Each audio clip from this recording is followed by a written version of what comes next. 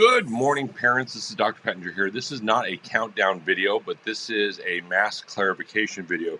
It's hard to believe that something that looks like this, this, or even this is considered a mask and could create so much controversy. My point of this is to clarify the policies that are in place as of the recording of this video about mask at Grace Christian School.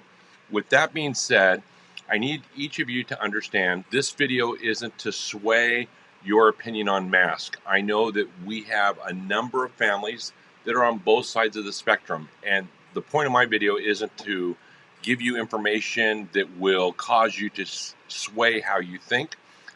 That's not the point of this. My point is to share what Grace Christian School has to do under the law at this particular junction as we open the school. You need to know that we deal with 9 different government agencies as we open the school. Since March 1st until today, those 9 different agencies at one point or another have had jurisdiction, have been able to create mandates, recommendations, guidelines, or laws that we've had to follow. And at certain times, those expire and another organization takes over. So that's where we are.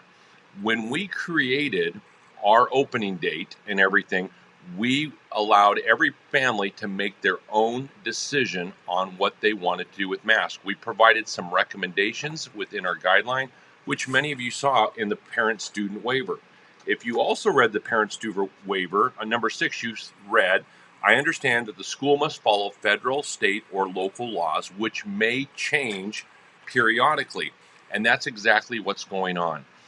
2 weeks ago, about a week ago, when the governor said that any school that is on the governor's watch list who has less than 200 cases per 100,000 may open if they follow the following protocol.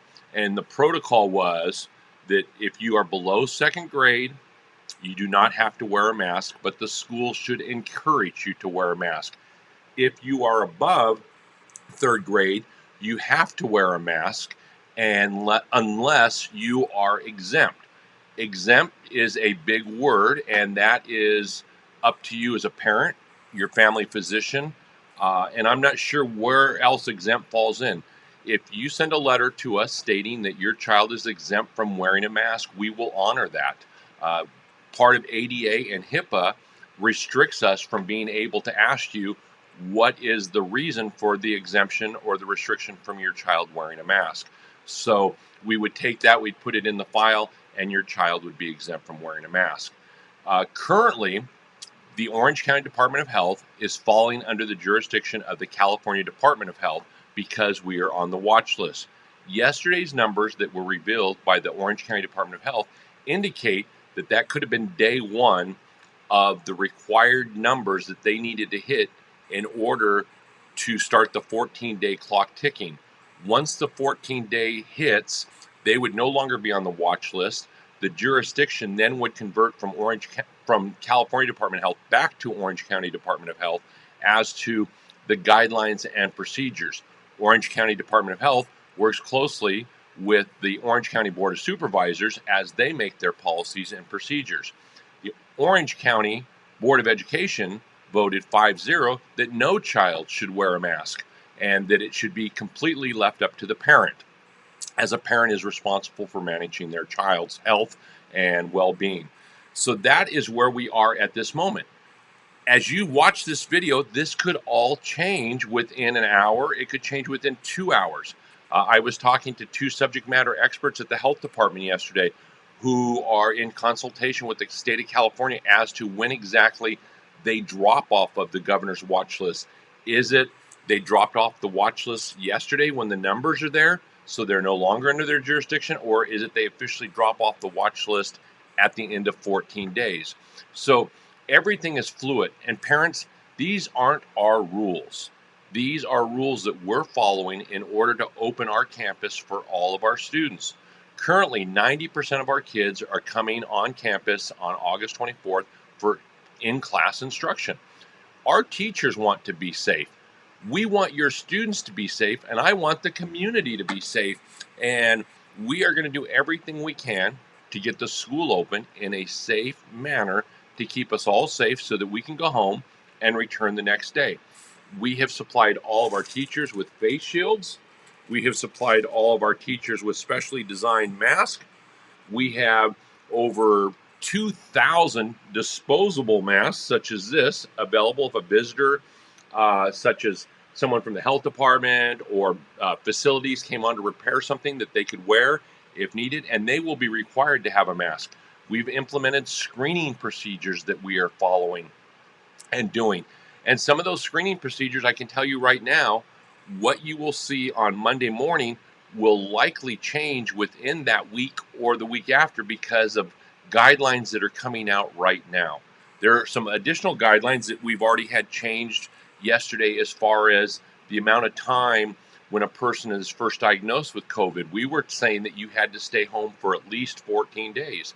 In talking to the Orange County Department of Health yesterday, that guideline had been changed by everybody to 10 days now, from the last 72 hours from the last symptom and a minimum of 10 days from the first onset of the symptom, where we were going 72 hours and 14 days. So this is very fluid. You need to know that my entire office staff, Selena and Christy, are working diligently with me as we are in contact with each of these agencies, and many times there's conflicting information. So parents, this isn't us making arbitrary rules. We are trying to follow the state, federal, or local guidelines that are in place that have jurisdiction over Grace Christian School in order for us to open.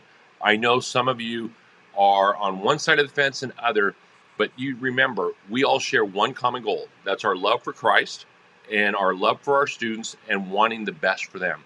So know that on Monday, August 24th, we're starting school. Our teachers will have their safety devices.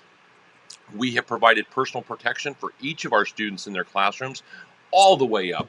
So first grade, second grade, third grade, they have desk shields that will go up when they need them up, and they set at the side of their desk. And TK first grade, TK in kindergarten, we went and installed plexiglass on their desks so that we're not relying on a TK or a kindergartner to move plexiglass around. They've been installed.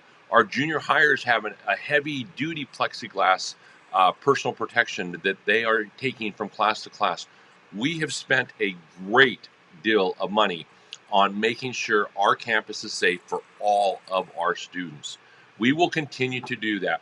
And I highly recommend that you ask personally the office a question about policy or procedure rather than counting on asking another parent or something like that, because it's not always the best information or the latest information. That's where we stand. I hope this clarifies the mask policy for you right now, that you understand where we are at this moment. We are following policies that are put in place by the state of California to allow a school to open, because currently Orange County is on the governor's watch list, and until they step off that watch list, they are under the jurisdiction of the state of California as far as health things control.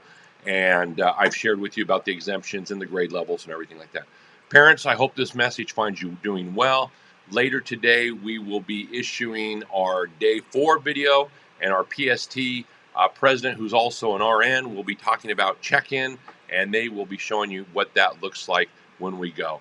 Thank you, parents, for being so supportive. I appreciate all of the emails that we're getting that do understand the trials and tribulations that we're going through to get the school open and the amount of resources that we're spending.